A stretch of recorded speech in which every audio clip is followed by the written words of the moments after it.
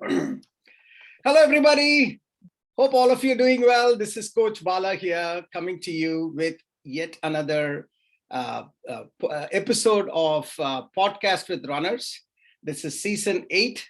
And as always, I'm flanked with 3 of my good friends, mentees. They have been with me last season, and we have done together some amazing stuff last season.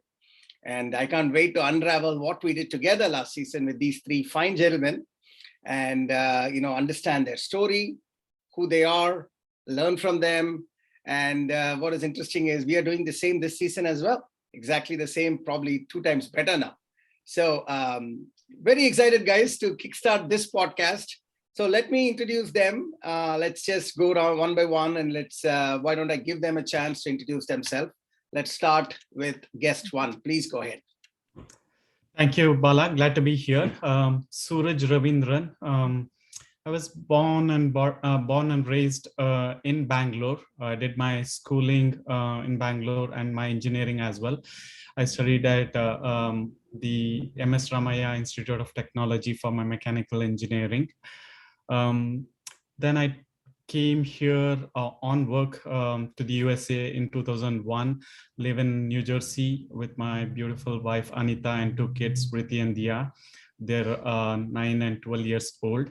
They're into figure skating, so that's some sports background. And I'm here in Boston for the nationals as well. Wow, congratulations. What's the name of the kid who is doing this? Both my daughters are into figure skating. So my elder one, Priti Kailas, she qualified for the US nationals in terms of competing, and the top 6 from the Northeast get selected into this, and she qualified. And so we are here for that. My younger one, she is into figure skating as well, but this is an experience for us, and she's competing as well. Oh my God, on behalf of all of us, please tell your little one a huge good luck and congratulations first. Getting into nationals is not a joke. And figure skating, boys, it's like seems like a beginning of a Venus and Serena Williams story here, buddy. Very, very nice. I can't wait to hear more exciting, and maybe host this athlete in our podcast once she finishes a nationals. Brilliant. Congrats. Sure, thank you. And just to wrap it up, I work at Warner Brothers Discovery as a senior director in the IT field. And that's all about me. Thank awesome. you. Had any athletic background in your life history till now? No athletic career at all, absolutely. But I've been always active. That's the only background that I have. Got it. And I think you told you did a little bit of yoga as well, isn't it? Yes. I've been into yoga for the past few years. From past 7 years, I have not missed a day of yoga. 1 hour of practice every day. That's the routine, and it's inbuilt within me for now. Beautiful. Coach Mo, take a note of this, buddy. So you have one more person who's. There are a lot of yoga exponents in our group. I know there are at least 3 yoga instructors in our group. Wow.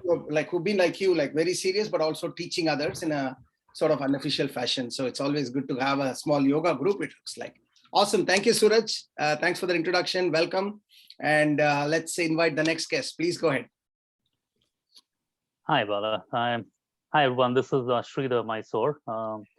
So as my last name suggests, it shouldn't be too much of a wild guess there. So I was born and brought up in Mysore. I did my schooling and all the way through college education in Mysore. I went to school called ST College of Engineering in Mysore. So after that, I basically kind of stayed back in India for probably a year and a half, where I kind of did a small gig, for one of the local companies there. Then later on, basically, my entrepreneurial spirit had kind of kicked in. So I kind of ran my consultancy for a couple of years. Then after that, the lure to come to States was kind of a little stronger than my entrepreneurial spirit, should I say. So that's when I kind of moved to the country. So I came here in '97. And I've been in different places. I was in North Carolina initially. Well, actually Atlanta first, and then moved to North Carolina. Now finally I'm in Massachusetts, in a town called Westwood. So I'm married with my wife Sapna, who basically is one of my inspiration for Runners High with Bala, because she has been in since season 3, and I joined on a season later than her. And I have 2 kids, who are doing schooling here. A little bit about myself. Further, essentially, I'm primarily in the IT software engineering side of things. So I'm presently working for McKinsey and Company in the technology practice. Fun side about me would be I'm actually a concert musician. I play the Carnatic percussion instrument called the mridangam. So I've been a concert musician when I was back in India, and I continued the same streak. So I kind of do quite a few local concerts in and around the New England area. And that's about me. And I'll look forward to talking more about things concerned with running and stuff like that. And talking about running though, so I was an avid like badminton player, and then later on, when I came to States, I couldn't really play badminton much because apparently I couldn't really find like-minded people. But what I did was actually took to the gym. So I was doing a lot of weight training. So as part of the weight training, before I kick it off, I would actually do some short runs, just to kind of warm it up. So that was pretty much my exposure to running. But when I formally got into RHWB, that's when I really kind of went through the training and kind of started seeing the benefits of that. So yeah, more about that. I can probably talk about it. We get to that segment. Yes, we will do that. My God. See, guys, one thing, audience, I have seen over the years talking to a lot of people. When you are, so running requires, as you all know, running requires a certain amount of focus, right? You will not get immediate results. You need to keep at it. You need to keep at it for some time, then only you get the results. And then when you are keeping at it, there's a lot of, let's say, pain and other things that you have to get over it. Now, why I'm bringing that up is I've seen a lot of musicians, like people who are like Sridhar is a consummate, mridangam player. And as he says, he's been on the stage. He's not like just doing it for fun. So I'm sure he had the journey where initially it was so difficult. Nothing was coming together and he had to be at it, practice it, keep at it before he can really be an exponent of this.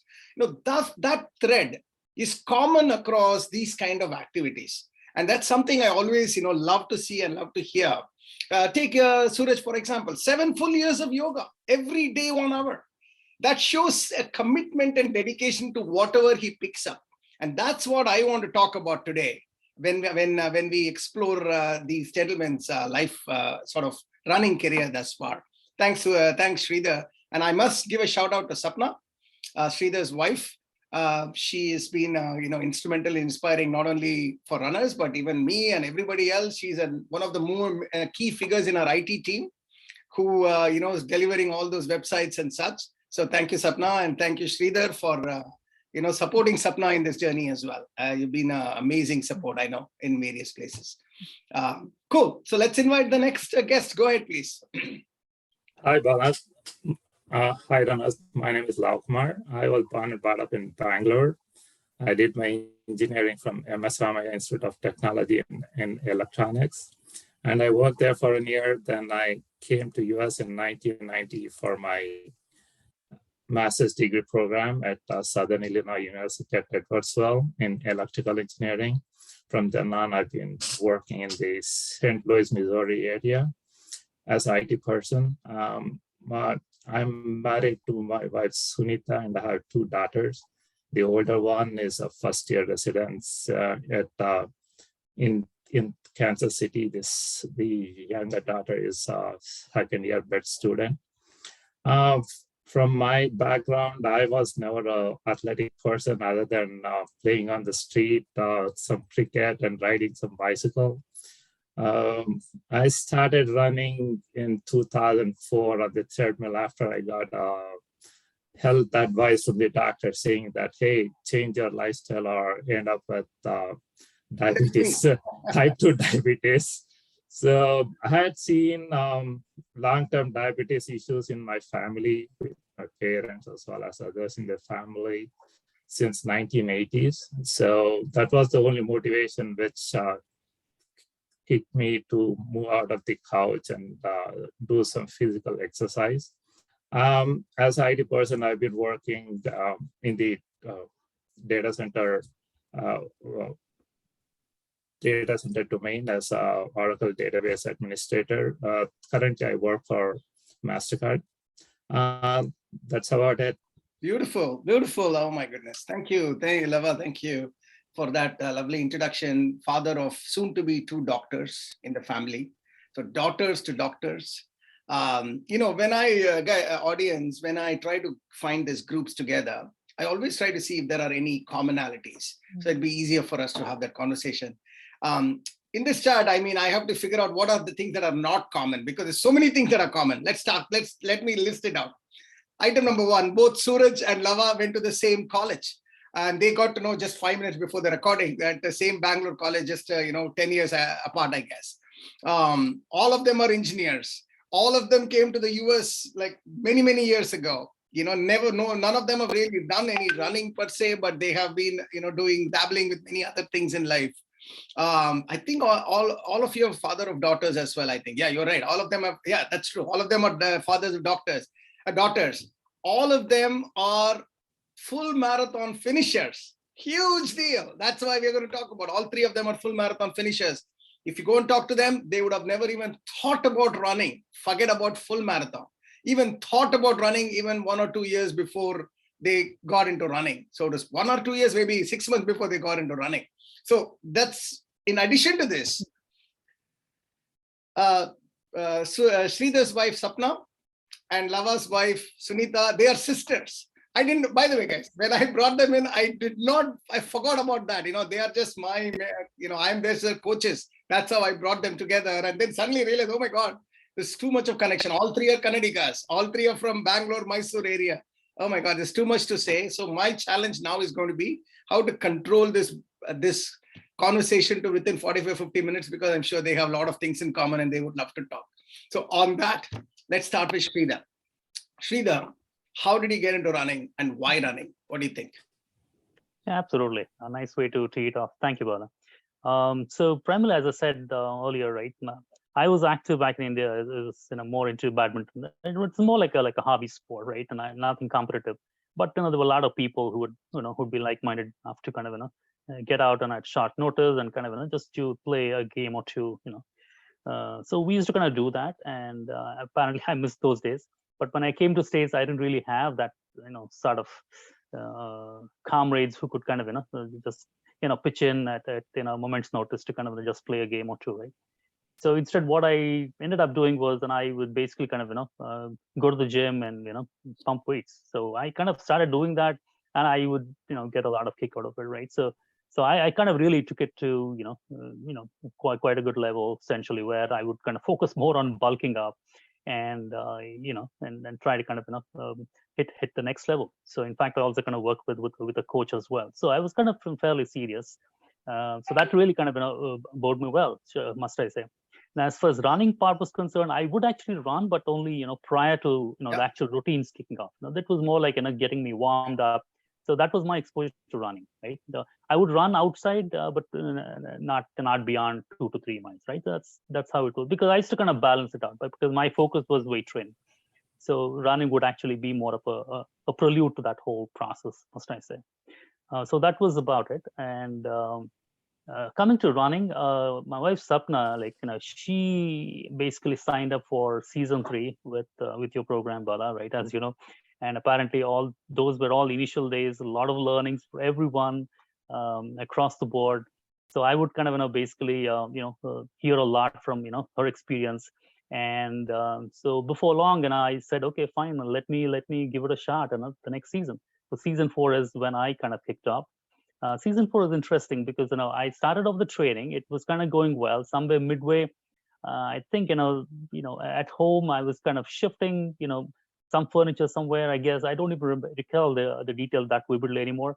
So I kind of got some kind of niggling injury, and that injury started to kind of get more aggravated. I don't think necessarily it was because of running, but somehow that got aggravated. So I didn't want to kind of aggravated because of my running program. So I kind of took a pause there, right? Almost for months together, I was kind of out of commission. Right. So it was brutal because standing with the sidelines, waiting for other people, just advance in their programs. whether it's, MESO 1, 2, and kind of went on, right?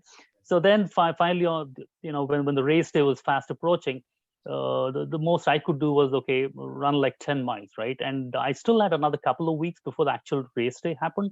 But at that point, I said, the better part of valor is discretion, as they say, right? So I kind of took a step back. And so that was the most I ran that season. But it was a lot of good learnings. Again, the injury I suffered was not because of running at all. It was something else. But I was trying to be playing smart, saying, okay, I'm not going to aggravate this because of my, me trying to be too persistent to run the program right to the conclusion. So I think that was a smart thing I did, and a lot of learning, right? So that was that. And the next season essentially was my, full-fledged training where I kind of did right from start to finish, and this was my half marathon, and that kind of went well. And yeah, so again, a lot of memorable learnings. I can see that. Subsequent to that was my season 5, which is when, again, it was for a half marathon. I started off, and interestingly, there was this full marathon. We'll talk about that. That kind of bit me. So we'll kind of get to that later. Yeah, we'll talk about that. Right now, I just want to make sure that let's see how you got into running, and then we will talk about your season experience very soon. What about you, Suraj? How did you get into running first? Sure. I've been a passive runner, I should say. As I mentioned earlier, in the childhood, no athletic background, no running experience at all. After I came to the US, probably maybe around 2005, I wanted to keep myself fit. So I used to just run between 1 to 3 miles. Probably just before COVID hit, I did a little bit of stretching, probably 5 to 8 miles. And once I started during COVID, in fact, without any training, I just went on to the treadmill and told, let me see how much I can run. And I completed a half marathon on the treadmill. That was funny. I realized afterwards, after all the training, that, how bad it was without going through the training program. And we'll talk about it later, probably. But my motivation was mainly from my wife, Anita. She inspired me to get into Runner's High with Bala. She joined the season 5 of Runner's High with Bala. She completed her half marathon. So I used to always look at her training, and I was very impressed in terms of her continuing looking at the discipline. So whenever she used to go out for a run, I used to just tag along and kind of run with her. And just as an inspiration for her as well. So I ran the half marathon with her on the same day, but without being in the group. And when the next season happened, beginning of the next season, I told I need to see, I like exploring the limits. The same with yoga in terms of what is out there. So similarly, I wanted to explore what are the limits that I have. And that was the reason that I thought, let me sign up for the full marathon directly. And that's how I signed up for the last season's full marathon. That's been my running journey. Beautiful journey. So this is like you are in the Ekaliva class. So we have this class called Ekaliva class. Audience, basic idea here is, if you're not part of the journey, there are a cohort who have because they couldn't join in for whatever reason, they look at the person who is in and then just follow them, and we love it because that's also at the end of the day, mission of Runners High is to motivate people to be healthy. And this is another form of motivation. And there are enough Ekalivas who were Ekalivas for one season and then they came back and they did so well because now they are part of the full group. And thank you for doing that. That requires extra motivation to be on the side and continuing to do that. Awesome, Suraj. What about you, Lava? How did you fall into running? Sure. In 2004, I got a doctorate by saying that either I change my lifestyle or end up with type 2 diabetes. I come from a family with a lot of diabetics, long-term diabetic side effects. So I decided to do something about it. And I did at the same time, my kids were used to take swimming lessons and recreational basketball at the local YMCA. We had a family membership. So I decided to go and run on the treadmill. The first day I could run was a mile. So I started working on it. And after a couple of years, I found a flyer for a 5K. So I did a 5K and I saw like hundreds of people running, and that kind of triggered something in my mind. So then I started reading about running and other things. And there were other events at the same time around town. There was a half marathon event. At the same time, the family was in India on a long vacation. I didn't have much to do around the house. So I just went and signed up for a half marathon. I thought I will walk and run. Yeah. Then it was a 12-week out event. So I started looking for training. So I did Google search and started to practice for the run. And I did a first half marathon in 2007. And after that, I ran for like 3-4 years doing my own research. And in 2011, I quit doing the long distance running, but I became a weekend casual runner. And then came 2020, COVID. And my wife and daughter, who never wanted to run before, they joined RSWB with help from Sapna and seeing Sapna run the half marathons. So I tagged along as a Eklavya and started running with them. And one of the main motivation was the summer RVing trip where I'd seen all the 9-year-olds, 8-year-olds running half marathon. I said, maybe I need to retry and see if I still have something in my legs. So I did the half marathon after that, and season 5, I came into the program. I was looking at the structured, measured program. I said, hey, this is something I can stick with. Season 6, I got injured and I was off for like 7-8 weeks. And finally, I ended up doing a half marathon with Sunita. So then I said, when I did my first half marathon, I wanted to do a 4, but I chickened out and I knew it required training and everything. So since I had seen the podcast about first time runners doing full marathons, I said, hey, maybe I should try it. Worst case, I could do a half. Yeah. If not, I might do a 4. So that's how my journey started. And this is where I am right now. Incredible. Talking of commonalities, guys, I told you, right, there's a lot of commonalities in this group.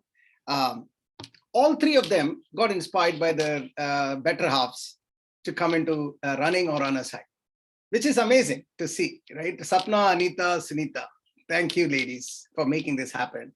And I have to tell you, audience, when I look at runner's high history, every season, it's always been the case where early seasons, first 3-4 seasons, percentage of women were around 60%, 40% men.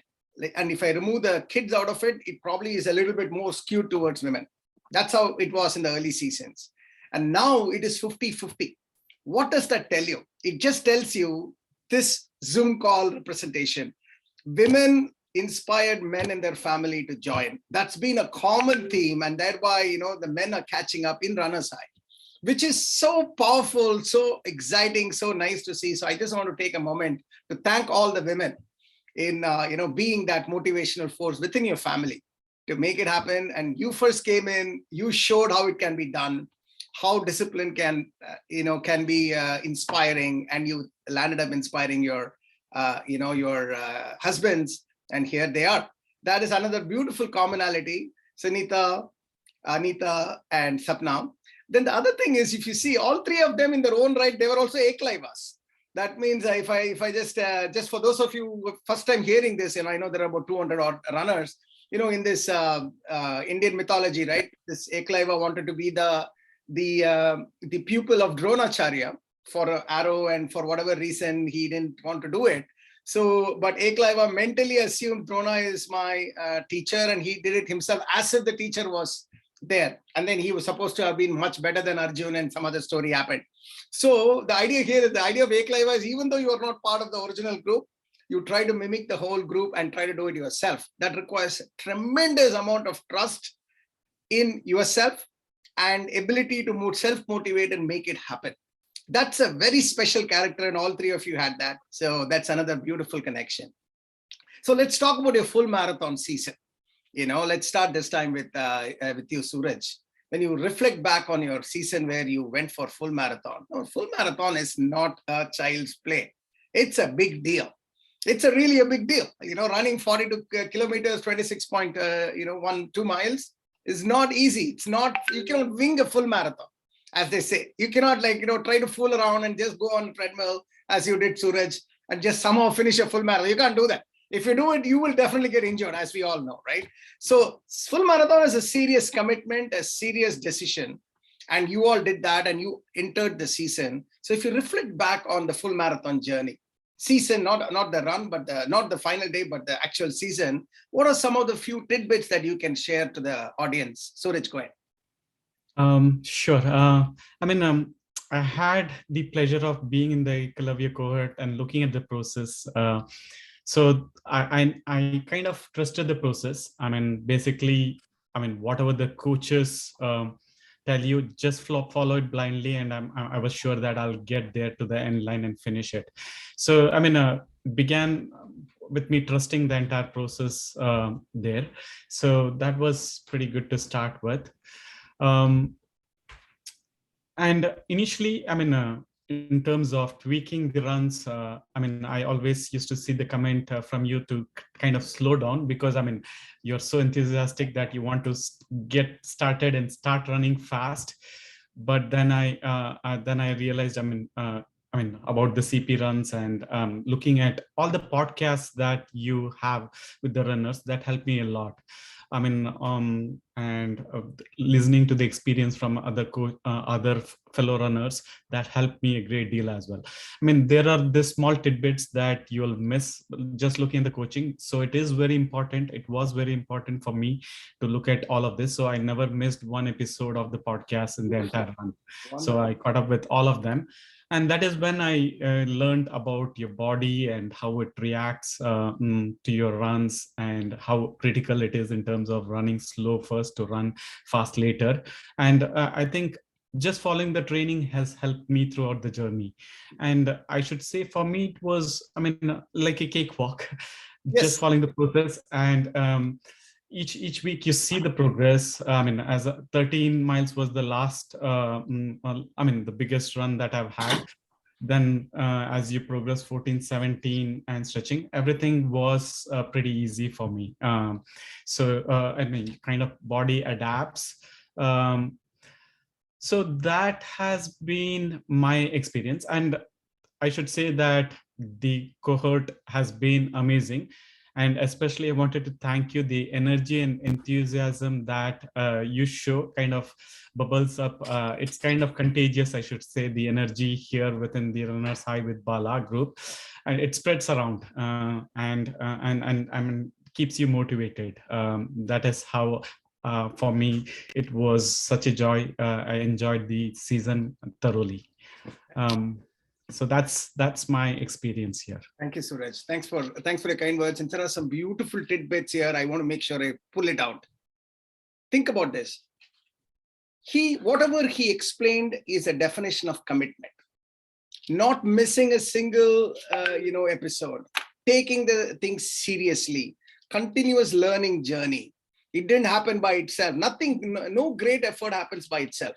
You got to be focused. You have to align the inputs for you to get the output. And that's what he's talking about, he was serious about it. And I as a coach, I can tell you, he was so good at it that in between he said, Bala, can I go into the advanced full marathon? And I said, dude, have you done full marathon? No. So first finish basic full marathon. And then because he was ready. Because of his 7 years of yoga, I guess his body was nicely listening to him in this structured training. And he was serious. He was asking questions. He never missed a coach meeting. He will ask good questions, think about it. Comments were good. So Suraj, you were like a coach delight. It's so easy to train. You're so coachable. I think that's the best way to say. And that is because of your commitment. What you just explained was that. So awesome, Suraj. It was a great, as you say, talk about it. I'm able to remember the season. It was so nice. And looking forward to the next season of full marathon. Now you are like a senior full marathoner at this point. Lava, what about you, buddy? How was your full marathon journey? My full marathon journey was a pretty good one, I would say. I came in to see if I still had something in me to run further than a half marathon. I started off slow. I did decrease my speed for the CP runs than what I was doing on the half marathon.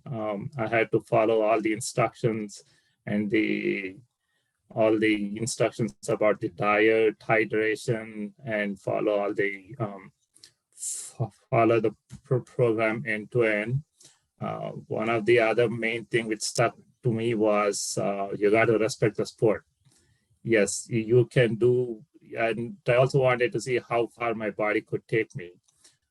You respect the sport, follow the instructions, follow the diet and the resting suggestions in the group, and that kind of walked me through the program. Since I had done the season 5 for the half marathon, I knew what to expect and what to do and what not to do. I had to improve on my running skills and diet skills and hydration skills. So it was a fun journey. I kind of found a lot about myself, what my body was capable of doing. I think the 17 and 18-mile runs was the one which gave me a turning point to see, yeah, this is something I could do. So that was kind of the main thing, highlight of it. Other than that, there wasn't that many injuries or anything. I tried to slow down, try to do it one step at a time. Yeah. So it was a fun ride. It was a fun ride. Doing that 17, 18-mile long runs and above, when you get into the serious long distance territory, that's what I call it as, that's when you get the self-confidence, isn't it? Said, oh, okay, I can do it. It looks like I can manage this. Something is happening. This training is beginning to take its effect. I could see the confidence. Remember, Lava, I could see the confidence in you build up because you were always not sure whether full marathon can happen because this is a big deal. You knew it. It was a big deal. And what a journey. And you are right.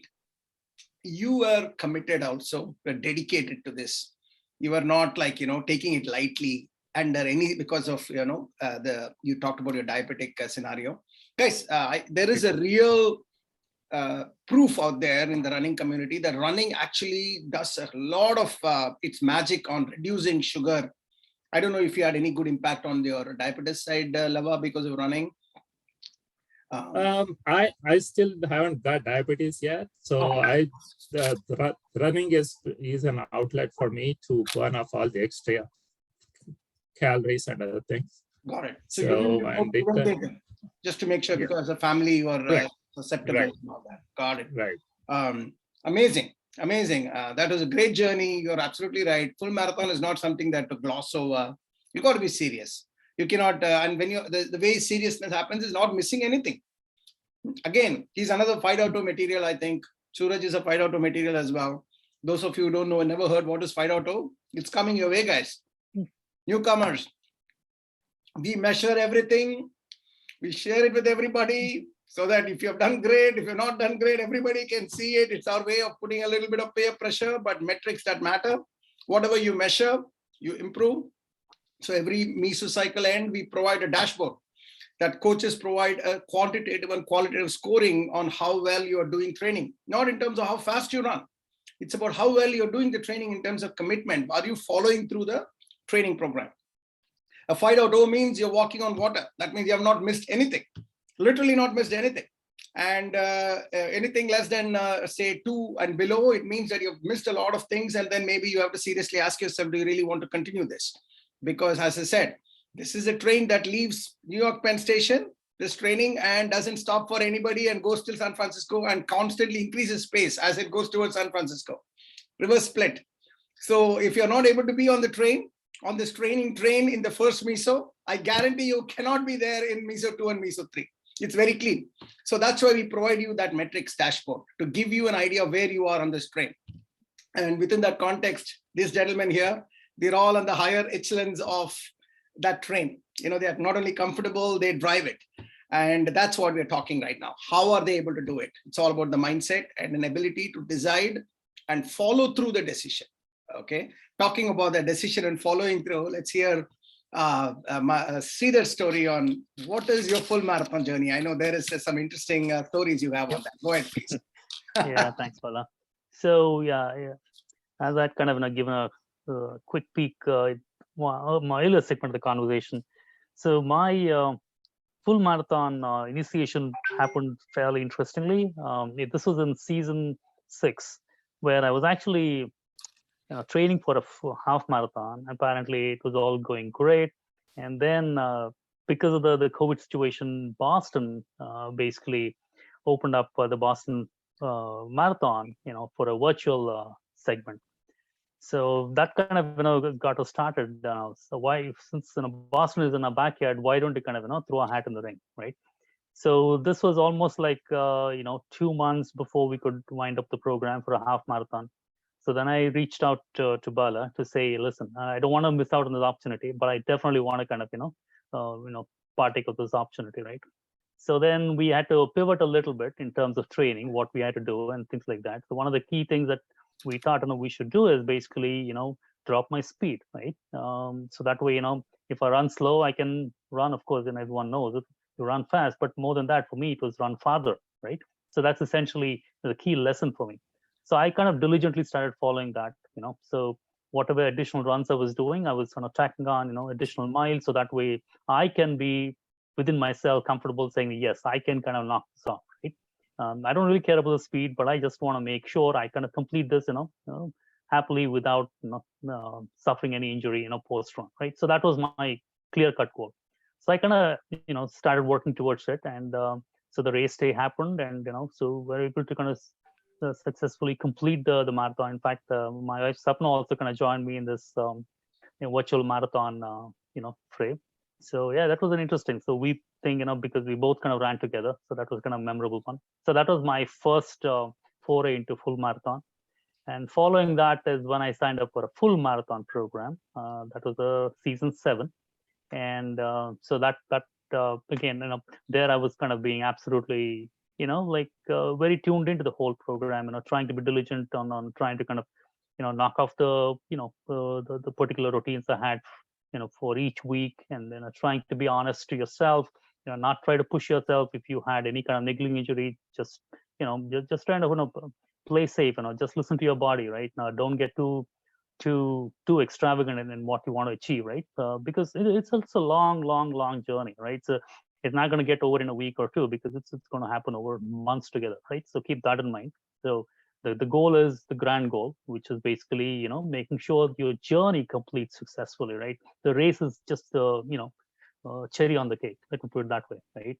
So regardless of whatever you do, as long as you've been true to the program, I think the race day is going to just happen, because there's just no other way out there, right? It has to happen. It'll happen.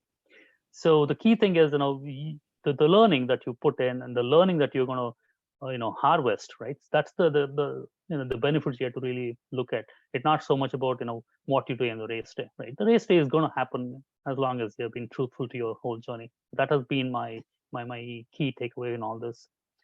So the second marathon apparently I ran in Newport, Rhode Island. So I also had a cohort who kind of ran along with me. So that was a wonderful experience. So I was very mindful of nutrition, hydration, a lot of these things, and obviously kind of gets built into the whole ecosystem. So it was a very consummate whole season, because I trained for it, and I basically consummated with actual race happening, in a real race scenario. So that was my journey, and I kind of look forward to it, and that's essentially what goaded me to continue an encore for this season too. So third full marathon. I mean, dude, third full marathon is not, it's something humongous, big one, and you guys are a second full marathon. In runner's eye, one of the things, guys, you will soon realize is it's a little bit, should I say, I'm like, guys, like the distances have lost its value a little bit in runner's eye. Like people, because a 9-year-old kids do half marathons. So people like, yeah, I'm doing my third full marathon. Somebody will say, yeah, this is my 6th full marathon. Full marathon is a really, really, really, really big deal. So for someone to just get into the third full marathon just in 1.5 years ago, where he has not done, maybe he just started off with a half marathon, not even done a half marathon, I think. To do training for the third full marathon is a journey of historical proportion. Same thing applies to Suraj, same thing applies to Lava. You all should feel very proud about it. And, let's step back, always step back and think that, because the runners community is a very high standard community when it comes to total mileage. Talking of that, let me just pull out some beautiful nuggets from Sridhar's story. I hope you caught this point. He was training for a half marathon, and somewhere in the middle, he diverted and went into full marathon. That is not a normal course of action. Okay, that was one-off thing. He had 1.5 months time, and we discussed in seriously the risk and reward scenario. And there was a clear, because they were senior runners by that time. They were not like they were doing from season 4 or something, right? So they knew they've been running for 1.5 years. So they made a call consciously that, this is something we know it's not a normal thing. So they did really slow. They trained, they did some long runs, went up to 20 miles long runs, even though they didn't complete the full season. So it's a huge coup, I would say, in Sridhar, and kudos to Sridhar and Sapna. But second more important thing is he realized that it's not about crossing the finish line of a full marathon journey. As he beautifully explained, full marathon is about what you are doing to get to the start line. That is the real journey. That is what is the training of full marathons. That is when life change happens. Your body, soul, everything change happens because you're doing something amazing to your body and mind and soul. And Sridhar, that's what he was talking about. The idea here is the learning from the entire training. That's what brought him to the next season. And that's what he did next season, last season. And now he's back again, right? So that was a very important nugget about this training, overall training. Don't go by that one day.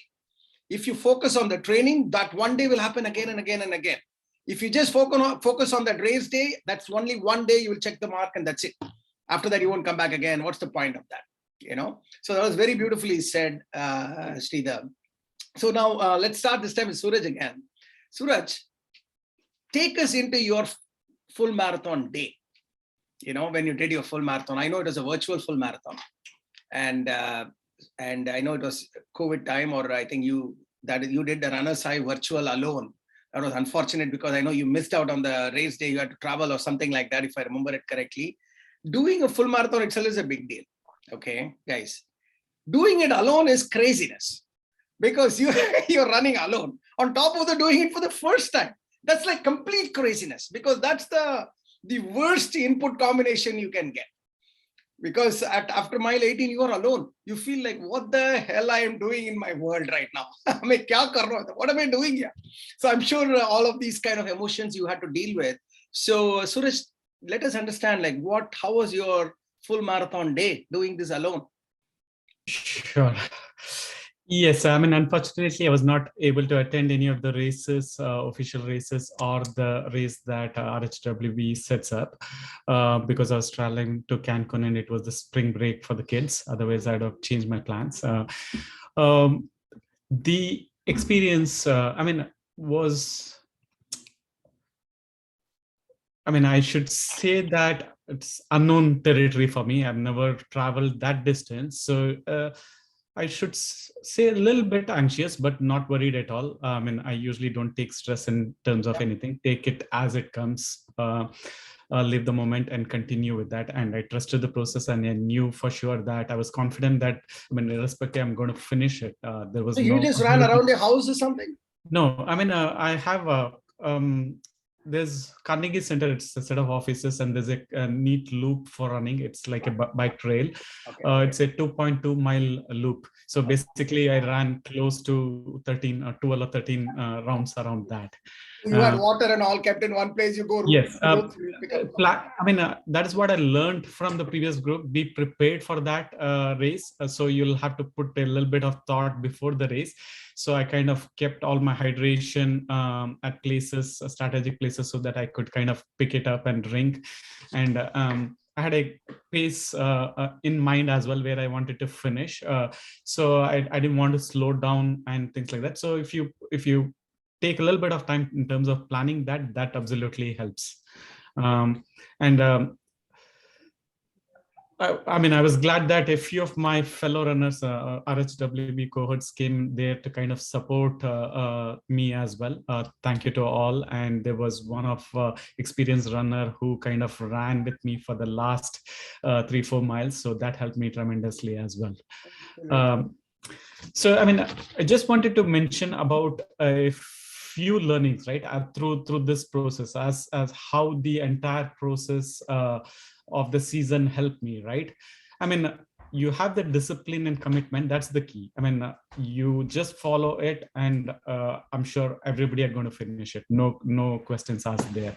And as you progress through the run, especially once you reach that half marathon mile and go beyond that, I mean, you have the tremendous confidence that you can run any distance. I mean, literally, I used to feel that I can run a half marathon every day. Literally, I can wake up and just run a half marathon without anything. So that's the confidence that you gain. And the key aspects are the strength training, right? I mean, strength training has helped tremendously. I didn't miss a single one. As you kind of have small niggles, you realize that how important it is, and the customized training for each of the, the core muscles involved in running, including the upper muscles and so on, provides that extra strength and value to your runs. So I can't talk about the importance that you need to provide for the strength training. And finally, the diet, right? You do mention about the diet in terms of no sweets and no junk food, generally have a fruit. So I kind of tried to follow that, was not very disciplined. That's one of the goals for this season in terms of making it better, but that helps a lot as well. I mean, you eat some junk food or kind of go outside your healthy options, you feel that show up in your runs. You kind of slows it down, you feel that. So it is very important to kind of stick to your nutrition, hydration, all of those plans.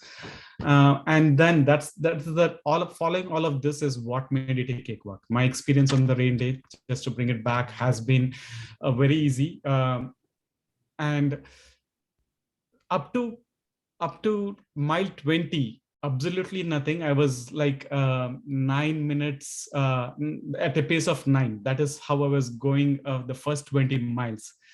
And mile 21 is why I had to slow down, because I kind of had a cramp on my calf muscles. It literally kind of, I couldn't move further. I had to slow down. That is when I decided that I need to put a little extra time in my strength training and make sure that for the following season, I kind of overcome that. But I mean, it slowed down to maybe 10 to 11 pace. I just made the 4 minutes, 1 minute, 23 seconds was the pace that I had to finish off the marathon. 4 hours. 4 hours. 4 hours. Yeah, sorry. 4 hours, 1 minute, 23 seconds. So just missed the mile. So I thought the strength training, I could have given my 100% there, probably I'd have finished better. But overall, as I mentioned, it was a breeze for me, and a absolutely fantastic experience. Incredible journey. For a first time full marathoner to come that close to a 4-hour break, that's just unbelievable stuff. Unbelievable for a full marathoner running alone. Even if you didn't do strength training, Suraj, let's assume everything was the same. You just had run with people, you know, instead of alone, you had like a race day experience. Even runners have race day experience. You can shave off another 3-4 minutes straight away, you know, because it's just that when you're with people, you're exhausted, especially the 20th, 26th mile. You said that one of your runners ran with you, friends who ran with you. I know that person is so good of him to do that. But that is the significance of the achievement. Doing this alone, 4 hours, 1 minute for the first time, full marathon. That means your mind and body doesn't even know what needs to cope up with. Now, when you run again, you already know how the body is going to be.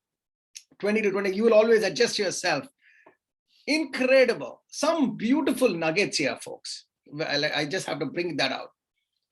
He was confident that he can do it. And that confidence didn't just happen because of some brash confidence, you know. He was confident because he put in the work. So especially the kids here, You want to be expert at doing it or doing anything, you have to keep doing it millions of times. Then only you become expert of doing it one time. If you want to be an expert of doing one time, you have to do that many, many times, the same thing.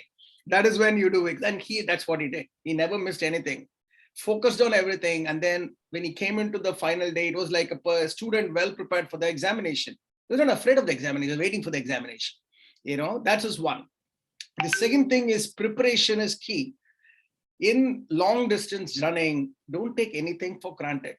Even a small issue will blow up into a big problem if you don't focus on it.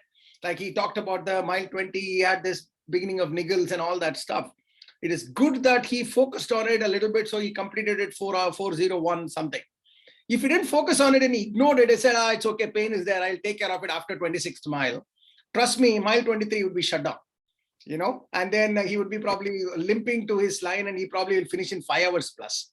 So these are all small things that every small thing actually adds up to a big, it is like, you have a small, a small object and you throw light behind the object.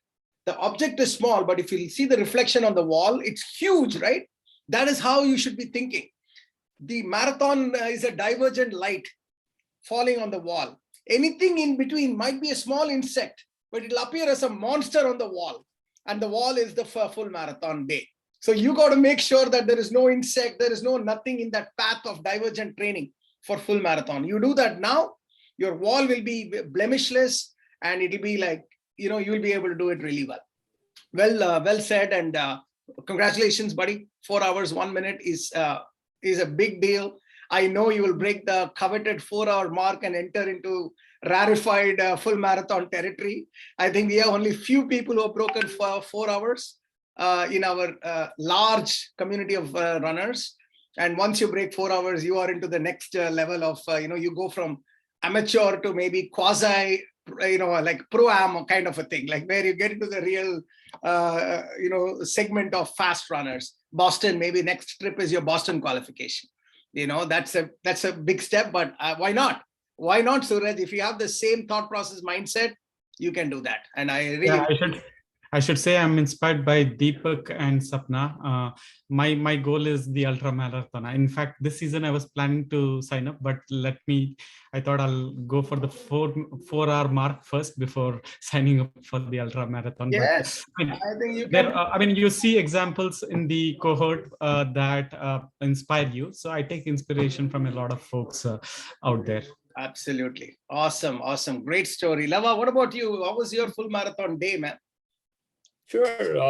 It was a pretty good one. My expectation on the race day was around 6-hour mark because that's how I had trained for all of the weeks. So I went in and I took all the instructions what you had given. You need to be in the Buddha mode. Do your hydration, watch your pace and everything. Actually, we signed up to start off an hour early because the Newport marathon had a time limit of 6 hours, 30 minutes. So we started off an hour early. I followed most of the instructions and seeing all the runners, I kind of went beyond my expected pace than what I had planned for. I was keeping up with everybody, but we are in the tail end. I knew up till mile 20 it wasn't going to be a problem. Beyond that, anything was a bonus for me. Every mile I did, it was a bonus. I followed most of the instructions you had given. And all the training, the fartlek training or the slow and fast training, all of those things came into picture in the last 4 or 5 miles. Some of the things, and in the Newport race, people also had a lot of aid stations every 2 miles. So that kind of helped a lot. And they had a lot of cheerleaders at every aid station and every few hundred yards. So that was a big motivation too. So it was it was a pretty nice experience, and also the weather cooperated quite a bit. It was when we started the race, it was high 40s. So by the time we ended the race, it was 50s, high 50s. So that kind of helped a lot. And one more thing was when I ended the race, it was way beyond my the timing. It was way beyond my expectation. My timing was 13 minutes 15 seconds per mile average, but I kind of finished in 12 minutes 5 seconds average. So it was a very nice experience, and Shridhar was also there along with me. So it was seeing everybody run and Shridhar also run. It was pretty good experience. I mean, did you say 6 hours? How much you completed? You said, I missed that. What was your timing? My timing was 5 hours 17 minutes. You broke your 6 hour, buddy. Oh my goodness, 5 hours 17, no joke. I'm sure all the cheerleaders helped you there for shaving off like 40% of the target.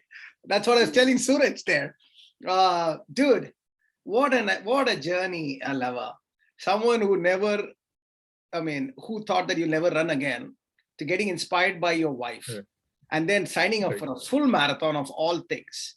And then not only signing up, doing a beautiful season, absolutely full body transformation in terms of fitness and all that. And then doing a full marathon in a real race at 5:15 or so, with your friends and family together. I mean, that is a moment in life I'm sure you'll remember for a long time. Yep. It was a 15-year-old wish which I had given up on. And finally, I came to peace with it. I'm so glad. It was fun. I am so glad I'm a small part of that huge sort of achievement of your life. And how was your sort of experience? Like, what went through your mind when you crossed the finish line? Or did you even have the energy to think? It was exhausting, but it was awesome. Yeah. I couldn't imagine that I ran a full marathon, and it was awesome. Absolutely. I actually had to thank the RSWB community and all the coaches, as well as you and the family, to walk me through this journey. It was an awesome experience. Amazing, man. Thank you. And on behalf of the community, just want to say thank you. Fantastic. Shridhar, what's your, this time, real full marathon season 7 journey? How was your last day, the race day?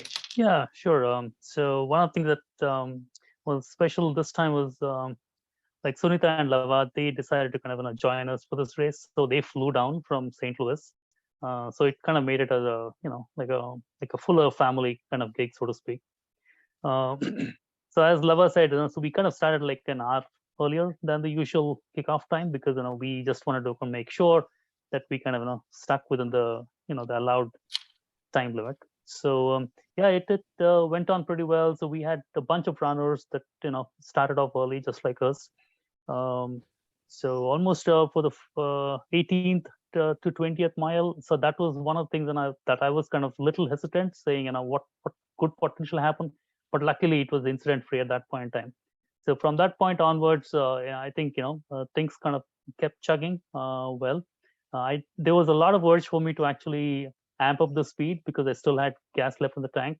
But one of the things I wanted to do was kind of rein it down as much as I can, because end of the day, I just want to make sure that I kind of complete it without really overstretching myself. So that was my clear-cut goal. Again, as Lava kind of called out a lot of the aspects to it. So there were a lot of hydration stations. So I would diligently kind of make sure I kind of pass to kind of hydrate myself, and along the way, and also chew on the chewables, and suck on the goo stuff and all that, right? So that really kind of kept me going throughout. Of course, although in the last few miles, pretty much I felt I was dead tired, especially in the lower half of my body. So that I kind of attribute towards me, probably having to, having not done that great, journey in my strength training, I would say. So that's a good takeaway for me for next season. So that was a big lesson for me. But otherwise, I think overall it was a fantastic journey. Being in the real racing atmosphere, right? And trying to kind of feed off each other, right? Feeding off each other is great, but at the same time, you want to also rein in the urge to, and not to get too extravagant, not to get too ahead of yourself, because Sucked into it. Exactly. that's going to be game over at that point in time, right? So that was a key thing. So that kind of really helped me kind of rein it down, because of the discipline, like kind of been there, done that sort of thing. So that kind of helped me, and I would probably carry that forward, and all that's a message I would convey to a lot of the the new runners or people who have been doing this for a few years, but this message is not going to get old at all. Beautiful. So when you compare your sort of first full marathon, where you took a detour last minute in the training and somehow made the full marathon happen, versus the second full marathon where you went through the full training process, did you notice any differences in the race day? Yeah, in the race day, because getting into the race day itself, right? So there was a lot more planning involved, a lot more structure involved. So there was a method to this whole madness, right? So because I've kind of put in like a good season worth of training, right? So it won't go wasted anyway. So I had that sort of like a gung-ho attitude, so to speak. But at the same time, I had great learning, from my previous journey, where I had to kind of do a detour to run my Boston virtual. Even there, I had gas left in the tank to basically kind of run a little faster, but I reined it down completely. My idea was to basically, okay, I want to finish in fairly decent time, but at the same time, I don't want to overexert to the point where I would regret why I even ran fast, right? Yeah, correct. So that same lesson, to be very frank, I kind of carried that forward to my true season, where I kind of ran the Rhode Island Newport Marathon as well. So that was kind of a replica I followed later on. But the thing is, of course, it was backed with solid full season of training for my Newport Marathon. So that was the big differential there. Beautiful. And how what was your timing when you finished your full marathon? Yeah. So my virtual marathon, it was probably a few minutes past 6 hours. But my Newport Marathon, which happened a season later, it was about 5 hours and 20 plus minutes. Brilliant. Yeah. 30 minutes shaving of PR, just like that, on a full marathon course. That's right. Guys, no, it was almost like 40 plus minutes. 40 minutes of PR shave. It's unbelievable. That's your training impact. I mean, if for a regular runner, that's your training impact directly. If you do a training, it impacts the race day positively. Like how Suraj had the confidence, or Lava had the, felt well prepared to the shaving of 40 minutes. All of this input, corresponds to output. It's pretty simple. You cannot wing it. Full marathon, truth comes out beautifully. So, I mean, guys, very, very, as a coach, I'm very, very proud of what you guys did. And even more proud that you guys decided to come back and do the same thing again. That just tells you that you are in for the long run. You're not here, I mean, pun intended. You are in for the long run here. And it's so fantastic. Okay, let's bring it home. It's been a fascinating, 40, 45 minutes of conversation that flew by very quickly. Suraj, just tweet length, 1 or 2 bullet points, advice to 250 plus new runners who are starting this season and they are just in their first mesocycle. What advice you would give them? I would say just keep it simple, be committed and disciplined, and you're sure to cross the finish line, and no questions asked. That is all. Keep it simple, follow the instructions, don't overthink, just make it happen. That's what you're saying. Beautiful, well said, very well said. Lava? Simple, in a simple way, is follow the program, listen to your body, and have fun. Have fun and listen to your body, absolutely. Yeah. And how do you, can you think of one instance where you had fun during training? Did you go and do destination runs kind of a thing? Not during the training program, but we did do the destination run in Hawaii after the race. So running is fun. You gotta have fun, and it's your time. It helps you go through it, and you can solve a lot of your own problems during running. Absolutely, me time. It's one of those high quality me time, guys, that in our hustle and bustle of life, most of us miss out on, because we always do multitasking. But me time in running, nothing comes close to it. Those of you who listen to my last podcast, that professional runner, she also said the same thing. She is running because of the me time she gets. Absolutely agree. Sridhar? Yeah, for me, I think it might sound a bit philosophical, but what I would say is just take joy in what you want to do, right? You might miss a day's training, or you might miss a week's training, but that's it. Just leave it at that, right? So you can always hop back and kind of continue the thing.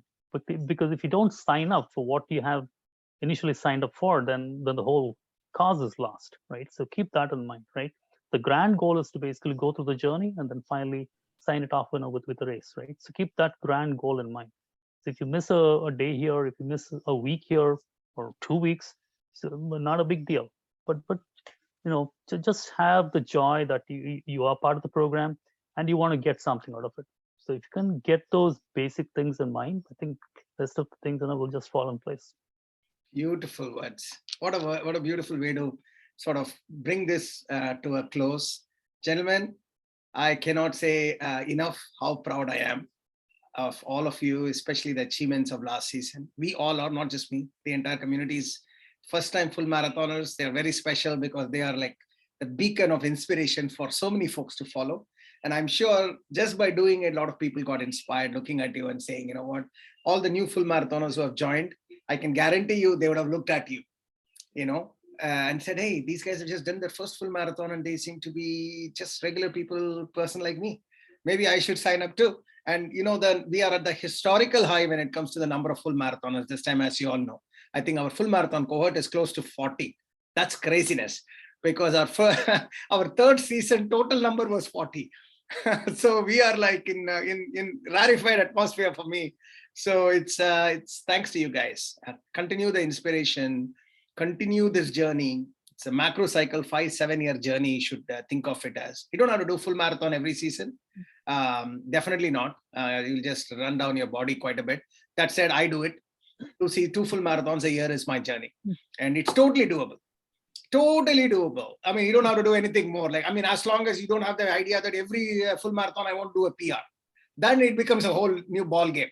Suraj, maybe you're young and you can totally do that and get to the Boston. But generally, I'm saying for others, you can't address every race to be a PR race. Then that having fun element goes off after a point of time because you're putting so much pressure onto yourself. You should get into a zone steady state zone where you're doing it for the other elements of other than PR, other things that running gives, and then so that's the mode I am in. 2 full marathons every year. And then I believe in destination full marathons.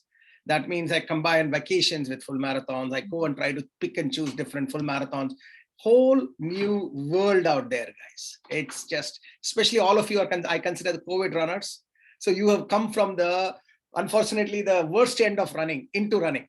But now the world opens up and now you will see the full grandeur of this marathon ecosystem. It's just unbelievable, absolutely unbelievable. And I know you're guys going to experience it. You're going to love it. You're going to come back to it again and again more so. So I wish you all the good luck, not for PRs, but for a long extended journey with this beautiful thing called running, which improves your mind, improves your body, family connections, especially in your cases, your family is also running. So you have additional sort of bonding opportunities to run with your wife, run with your kid, etc. And, continue to inspire our community by just doing what you're doing. And thank you for being absolutely a delight for a coach to train you guys. And thanks for the time. It's a beautiful. Yeah. So Bala, to one of the points that you mentioned earlier, I would like to quickly summarize that as run slow to run farther. Absolutely.